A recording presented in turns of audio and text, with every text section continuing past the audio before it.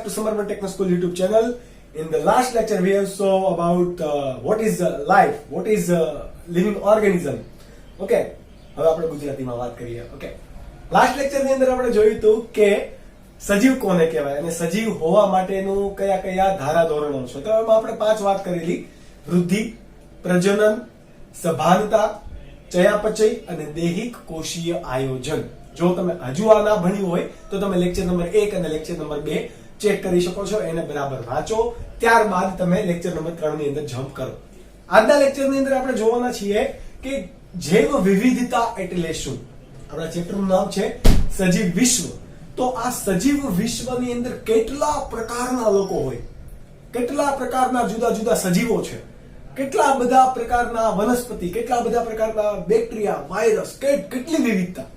તમે જુઓ, અત્યારે તમે ગાર્ડન હોય, ગાર્ડન ની અંદર તમે નોટિસ કરવા જાઓ તો ગાર્ડન ની અંદર તમને કેડી, મકોડા, પછી તીતી ઘોડા, કેટલા તમને નાના નાના ઘાસની અંદર કીટકો મળે. બરાબર, અમુક કીડા હોય, અમુક રેતી કીડો હોય, અમુક કાન ખજૂરો, ભરવાડ, તમે જેને કોમન નામમાં ઓળખો છો, એના કેટલાય પ્રકારો હોય. જેવી રીતે દેડકા, તો દેડકાના કેટલા બધા પ્રકાર પાછા. જેવી રીતે મનુષ્ય, તો મનુષ્યની અંદર પણ એટલે કે સસ્તન, બરાબર, સસ્તન ની અંદર પણ કેટલી બધી વિવિધતા. ગાય, ભેંસ, બળદ, સોરી ગાય અને બળદ નું તો એક સરખું થઈ ગયું.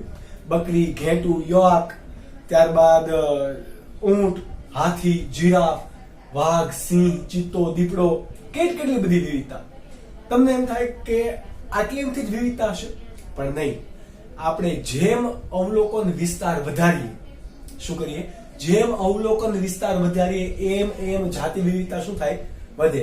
એટલે કે તમે આટલા એરિયાની અંદર જાતિ વિવિધતા ગણતા હોય તો તમને કેટલી વિવિધતા જોવા મળી, પરંતુ તમે અવલોકન એરિયા વધારી દીધો તો જાતિ વિવિધતા કેટલી જોવા મળી, એના કરતા બહુ બધી, ઘણી બધી, તમને ઘણા બધા પ્રકારના જુદા જુદા સજીવો, વનસ્પતિ, બેક્ટેરિયા, વાયરસ, પ્રાણી જોવા મળશે. બરાબર, આ વિવિધ પ્રકારની. જેમ તમારો અવલોકન એટલે કે તમે ઓછું ઓબ્ઝર્વ કરો છો તો તમને જે વિવિધતા ઓછી જોવા મળશે. જેમ કે એક ચોપાટીની અંદર તમે જૈવ વિવિધતા શોધો તો ઓછી હોય, પરંતુ એક જંગલની અંદર શોધો તો વધારે. એવા રીતે બહુ મોટું જંગલ હોય એમાં શોધો તો ત્યાં જૈવ વિવિધતા વધારે જોવા મળે. એવી રીતે પૃથ્વીની ઉપર બધા જ સજીવો કે એની બધાની તમે ગણતરી કરો, ઓળખ વિધિ કરો તો એ બધા જ કેવા હશે, એકબીજાથી અલગ અલગ. તો એને શું કહેવાશે, જૈવ વિવિધતા.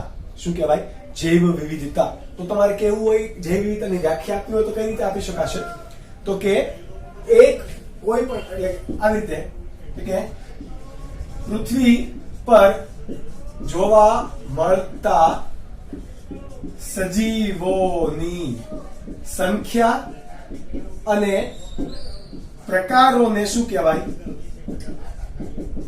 જૈવ વિવિધતા. અલગતા પણ દરેક પ્રાણી એકબીજાથી કેવો અલગ. આપણે ને બળદ સરખા છીએ તો કે નહીં, આપણે ને ભેંસ સરખા છીએ નહીં, વ્હેલ માછલી અને સાલ્મન માછલી સરખી છે તો કે નહીં, કૂતરો અને બિલાડી સરખી છે નહીં. કંઈક ને કંઈક બાબતે બધા જ કેવા છે, અલગ. કોરોના વાયરસ અને HIV વાયરસ સમાન છે તો કે નહીં, વાયરસ લેવલે પણ આવું. બરાબર, ઈ કોલાઈ બેક્ટેરિયા અને સાલ્મોનેલા બેક્ટેરિયા બંને સમાન હશે તો કે નહીં, બધા જ કેવા અલગ. એવી રીતે ફૂગ પણ બધી કેવી અલગ.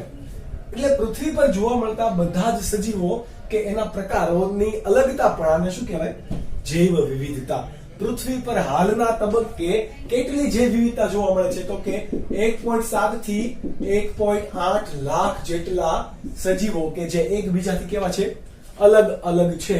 એટલી ભિન્નતા જોવા મળે. 1.7 થી 1.8 લાખ. આટલી કે જે આપણે જોઈ શક્યા છીએ.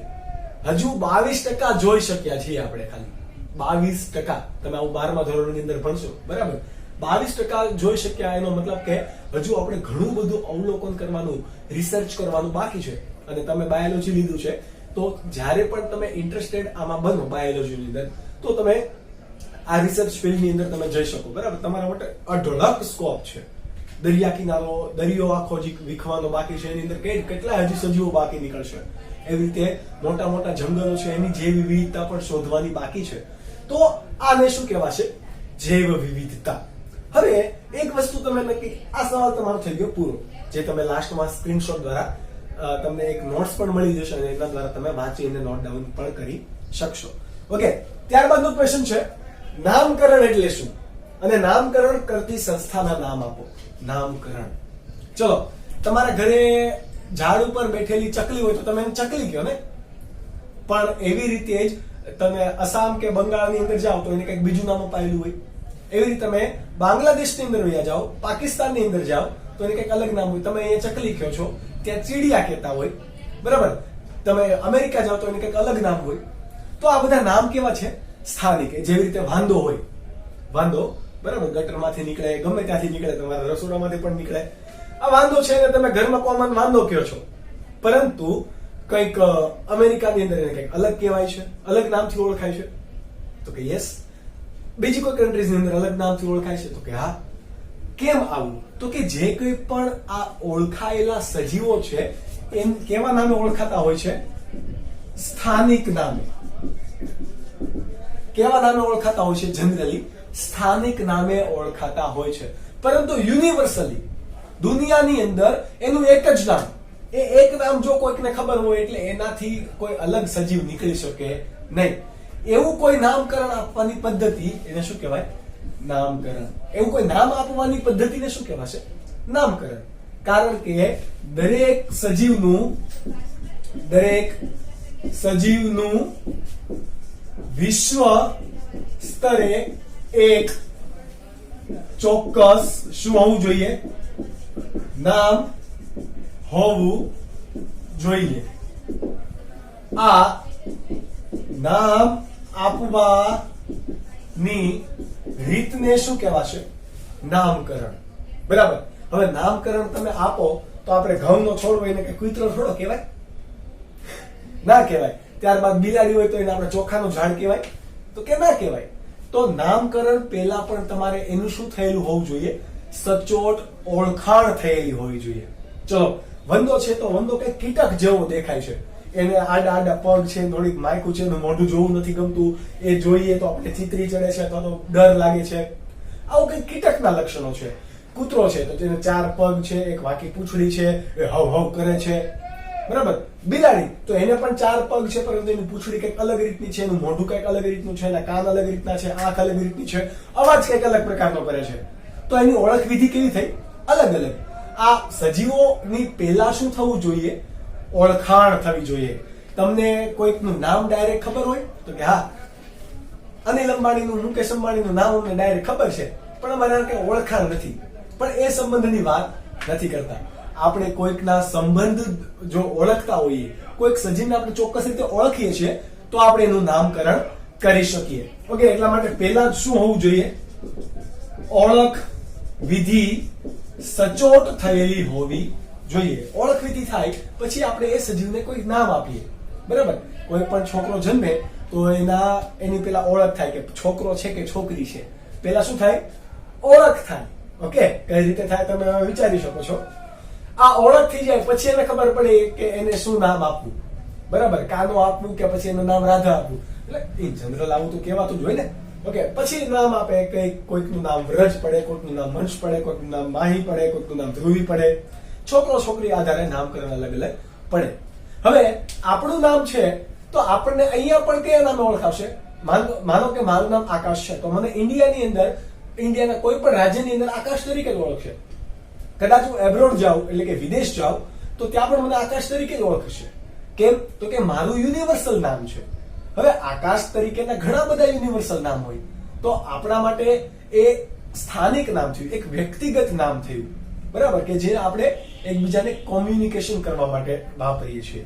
પરંતુ મનુષ્ય છું, મનુષ્યનું સાર્વત્રિક નામ તમને ખબર છે? હોમો સેપિયન્સ સેપિયન્સ. શું છે? હોમો સેપિયન્સ સેપિયન્સ. તો એનું શું નામ છે? એ કેવું નામ કહેવાય? વૈજ્ઞાનિક નામ કહેવાશે. શું કહેવાશે? વૈજ્ઞાનિક નામ. એવી રીતે દરેક સજીવ કે જેની ઓળખ થઈ છે, જેનું વર્ગીકરણ થયું છે, એ બધાનું શું હોય? સ્થાનિક નામ સિવાય પણ એક વૈજ્ઞાનિક નામ હોય અને દુનિયા આખી એને વૈજ્ઞાનિક નામથી જ ઓળખતી હોય. આ એવા સજીવોને વૈજ્ઞાનિક નામ આપવાની પદ્ધતિને પણ શું કહેવાય?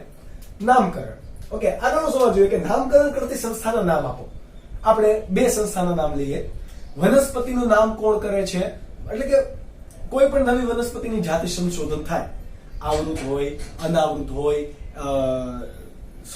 આવૃત, અનાવૃત, પુષ્પધારી, અપુષ્પી, કોઈ પણ વનસ્પતિ હોય તો એનું નામ કોણ આપશે?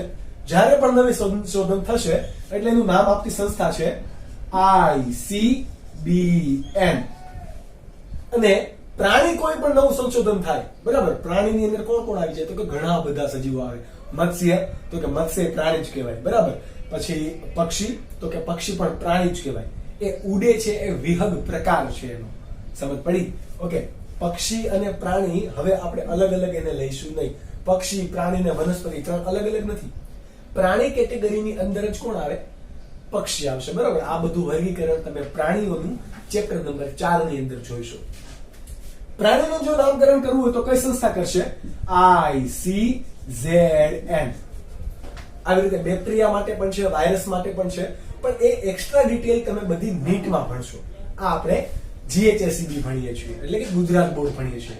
જ્યારે તમે નીટ ભણશો ત્યારે એની અંદર ડિટેલમાં સ્ટડી કરશો કે કયા કયા ઇન્સ્ટિટ્યૂટ હોઈ શકે.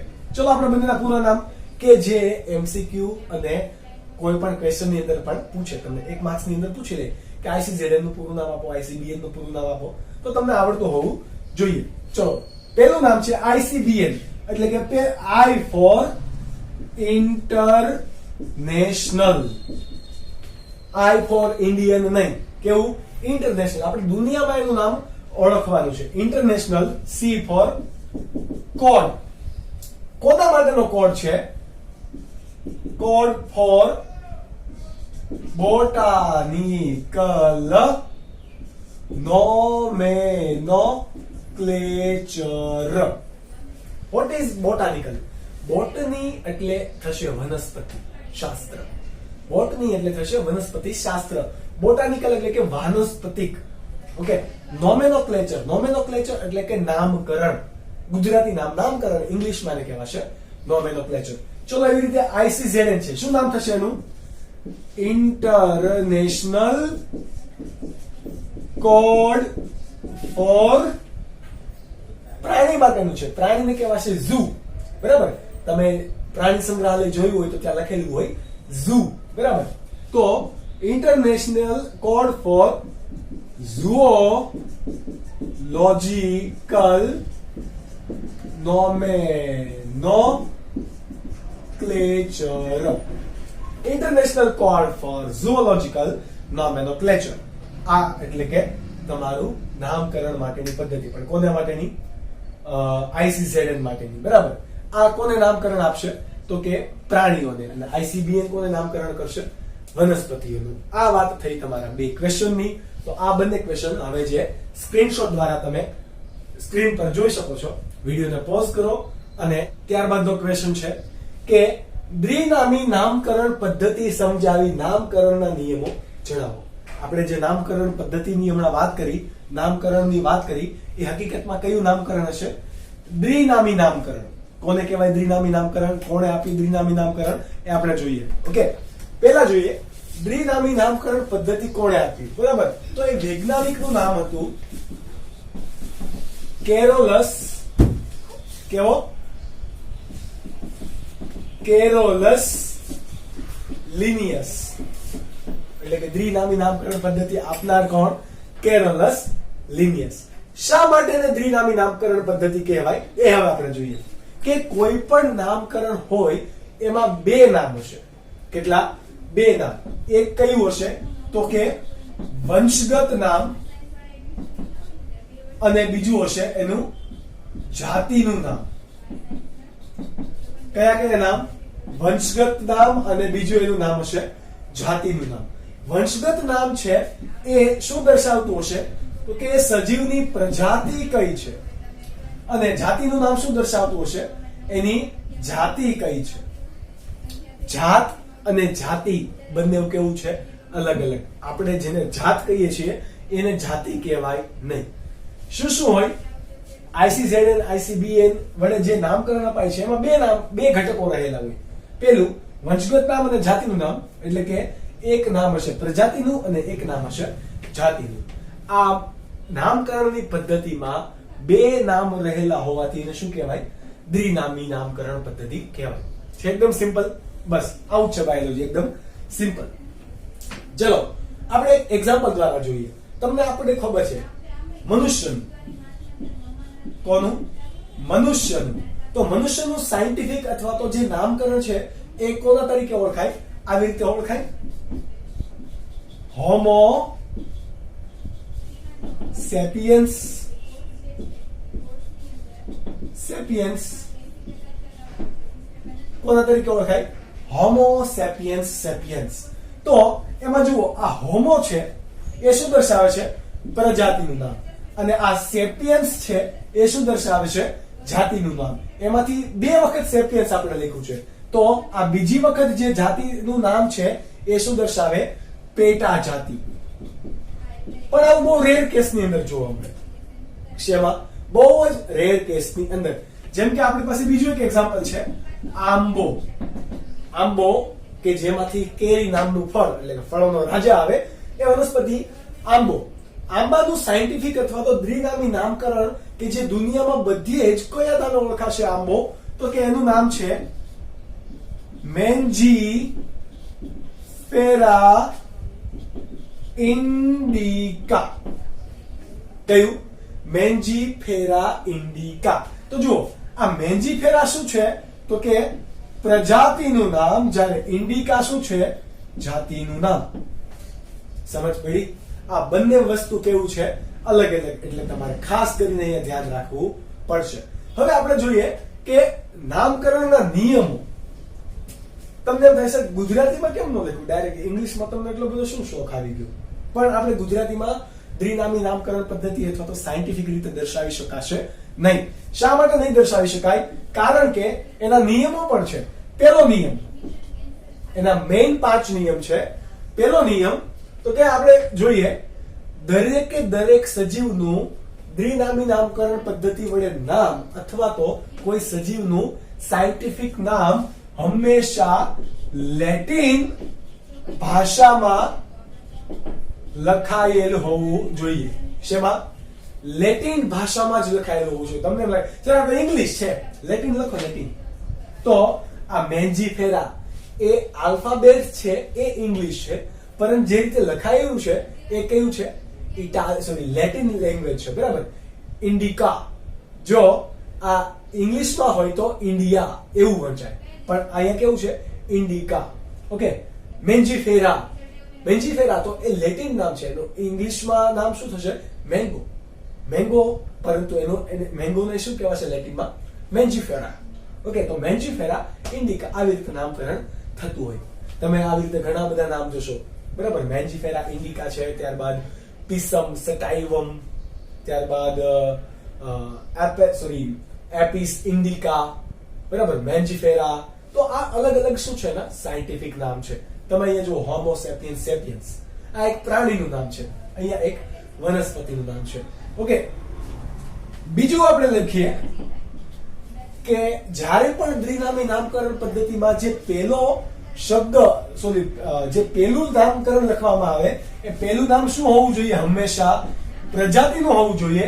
ત્યારબાદ જ કોનું નામ હોવું જોઈએ? જાતિનું. પહેલું હંમેશા કોણ? પ્રજાતિ. ત્યારબાદ કમ્પલસરી કોણ? જાતિ. ઓકે. અહીંયા જુઓ, આ છે પ્રજાતિ, આ છે જાતિ. તો કે યસ, આ બધું આપણે કેવું છે? સાચું છે. ત્યારબાદ ત્રીજો જે નિયમ છે, ત્રીજા નિયમમાં પ્રજાતિનું જે નામ છે એનો પહેલો આલ્ફાબેટ જુઓ, આ કેવો હોવો જોઈએ? કેપિટલ. એટલે કે પ્રજાતિનો પહેલો અક્ષર હંમેશા કેવો હોવો જોઈએ? કેપિટલ.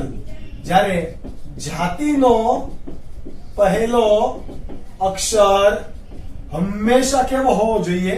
સ્મોલ લેંગ્વેજમાં, એટલે અથવા તો કેપિટલ ના હોય, સ્મોલ લેટર ની અંદર. આ જુઓ, કેપિટલ, સ્મોલ, સ્મોલ, કેપિટલ, અહીંયા સ્મોલ, આઈ સ્મોલ તમે સ્પેસિફિકલી જોઈ શકો. તો આ એક નિયમ છે, આને તમે કેપિટલ વડે લખી શકશો નહીં. હવે તમારે ચોથો નિયમ, આપણે આ લખીએ ત્યારે આપણને ખબર ના પડે કે આ સાયન્ટિફિક નામ અહીંયા છે, બરાબર? એટલે ક્યારે પણ તમે હેન્ડ રાઇટિંગ દ્વારા જો સાયન્ટિફિક નામ લખતા હોય તો હંમેશા શું કરવું, એટલે કે હસ્ત લિખિત નામ નીચે અંડરલાઈન કરવી, એટલે કે નીચે શું કરવી, લીટી કરવી. જો આપણે કરેલ છે હોમો sapiens sapiens Mangifera Indica. Okay, તો આવી રીતે તમે કોઈ પણ જગ્યાએ જ્યારે તમે નામ લખતા હોય તમને ક્વેશ્ચન પણ પૂછાય કે આંબાનું સાયન્ટિફિક નામ સાચી રીતે લખો, તો તમે આવી રીતે ન લખી શકો. મેન્જીફેરા ઇન્ડિકા 2 માર્ક્સમાં પૂછ્યું તો મળે, ખોટો પડે અને મળે 0 માર્ક્સ. સમજ પડી? કઈ રીતે તમારે લખવાનું? આવી રીતે. તમે અત્યારે લેટિન ની અંદર ઇટાલિક ભાષા, ઇટાલિક એટલે તમે ભણી ગયા કોમ્પ્યુટરમાં હોય બોલ્ડ, ઇટાલિક, ઇટાલિક એટલે કે ત્રાસા. ત્રાસા ક્યારે દર્શાવવાના? જ્યારે તમે કોમ્પ્યુટરમાં લખતા હોય તો એ નામને શું કરવાનું, ત્રાસા રાખવાના. કઈ રીતે? તો કે સોરી, એટલે કે પ્રિન્ટ અથવા તો કમ્પ્યુટરમાં કઈ લેંગ્વેજમાં રાખવાના? હંમેશા ઇટાલિક ભાષામાં, એટલે કે ઇટાલિક ફોન્ટમાં રાખવાના. ઇટાલિક બોલે તો ત્રાસા. શા માટે આવું? તો કે આ નીચે લીટી કરવી અને ઇટાલિક એ બંને શું દર્શાવે છે? તો કે એ લેટિન ભાષામાંથી આ નામ ઉતરી આવ્યા છે, આવું દર્શાવે છે. ઓકે, નામકરણ કરવાની પદ્ધતિ કેરોલસ લિનિયસ પોતે કેવા હતા? લેટિન હતા, અને ત્યાંથી એ એક એની ઓળખાણ બની રહી, તેના માટે આ એક પદ્ધતિ ફોલો કરવામાં આવે છે. આવા થઈ ગયા મેઇન 4 નિયમ. આપણા પાસે 5મો એક નિયમ છે જે નીચે જગ્યા નથી એટલા માટે હું અહીંયા લખું છું, પરંતુ તમે સમજી જશો. જે કોઈ પણ વૈજ્ઞાનિક આ નામકરણનું સંશોધન કરે, એનું નામકરણ દર્શાવવું હોય તો કે વૈજ્ઞાનિક નું નામ અંતે દર્શાવવાનું, પણ કેવા? ટૂંકમાં દર્શાવવાનું. જેમ કે તમારું આ મેન્જીફેરા ઇન્ડિકા છે, આ નામકરણ કોણે કર્યું અથવા તો સંશોધન કોણે કર્યું? તો કે કેરોલસ લિનિયસે. બધા સજીવના નામકરણ કેરોલસ લિનિયસે કર્યા હોય એવું જરૂરી નથી, પરંતુ આ પદ્ધતિ આવી રીતે તમારે લખવાનું છે નામકરણ, એ કોણે આપ્યા? વૈજ્ઞાનિક કેરોલસ લિનિયસ. બરાબર?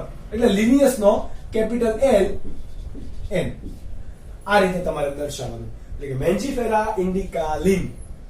બરાબર? લિન શું દર્શાવે છે? લિનિયસ નું નામ. એટલે ચોક્કસ રીતે આપણને ખબર પડી શકે કે ભાઈ કોનું નામ છે. ઓકે, ત્યારબાદ હવે આપણે જોઈએ, ક્લીન કરી દઈએ થોડું. આ નામકરણ થઈ ગયા. જે તમારે આ ચેપ્ટરમાં પાછળથી પણ આવવાના છે કે સાયન્ટિફિક નામ, એની આપણે વાત કરીએ. મનુષ્યનું અને આંબા માટે આપણે જોઈ લીધું, રાઈટ? હવે આપણે જોઈએ ઘર માખી માટે.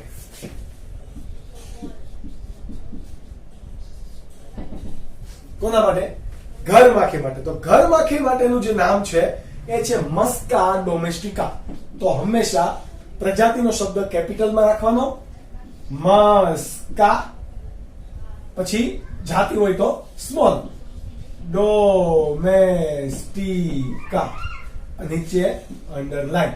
વૈજ્ઞાનિકનું નામ દર્શાવવું. વૈજ્ઞાનિકનું નામ દર્શાવવું એ ગૌણ બાબત છે, બરાબર? તમારે દર્શાવવું હોય તો તમે દર્શાવી શકો, નહીં તો ચાલે પણ ખરું. તો આ મસ્કા ડોમેસ્ટિકા એટલે કે તમારી થઈ ઘર માખી. ત્યારબાદ છે ઘઉં. કોણ છે? ઘઉં. તો ઘઉંનું સાયન્ટિફિક નામ છે ટ્રિટિકમ એસ્ટિવમ. તો આવી રીતે દર્શાવાશે, ટ્રિટિકમ એસ્ટિવમ. બરાબર? ટ્રિટિકમ એસ્ટિવમ. નીચે શું કરી દેવાનું? અંડરલાઈન. કેપિટલ અને સ્મોલ. આ વસ્તુ તમારે ભૂલવાનું નહીં. તો હવે આ તમારી થઈ ગઈ દ્વિનામી નામકરણ પદ્ધતિ. આજના લેક્ચર માટે આટલું જ. નામકરણ પદ્ધતિ માટેનો નિયમ અને આ ક્વેશ્ચન તમને 3 માર્ક્સમાં આ ચેપ્ટરમાંથી એક સારામાં સારો ક્વેશ્ચન પૂછાયો છે, એ છે આ. ત્યારબાદ 2 માર્ક્સના ક્વેશ્ચન જે આવશે એ આપણે લેક્ચર નંબર 5 અને લેક્ચર નંબર 6 ની અંદર ઓલરેડી જોઈશું. ઓકે, ત્યાં સુધી તમે જે સ્ક્રીનશોટ દ્વારા અહીંયા ક્વેશ્ચન આપવામાં આવે, એક બુકના ફોટોનો પણ સ્ક્રીનશોટ આપવામાં આવશે, એ શું તમારે કરવાનું છે? નોટ ડાઉન કરો. તમે લખશો, કારણ કે ક્લાસ વર્ક અહીંયા નથી. તમે લખશો એ તમારા માટે છે, તમને યાદ રહેશે. બરાબર? એમ પણ લોકડાઉન અને જે ફ્રી ટાઈમ છે એનો તમે મેક્સિમમ યુઝ કરો, એવી આપણી આશાઓ છે. તો મહેનત કરતા રહો, લખતા રહો, વાંચતા રહો, અને આજનો લેક્ચર પણ આપણે કરીએ ફિનિશ. Take care.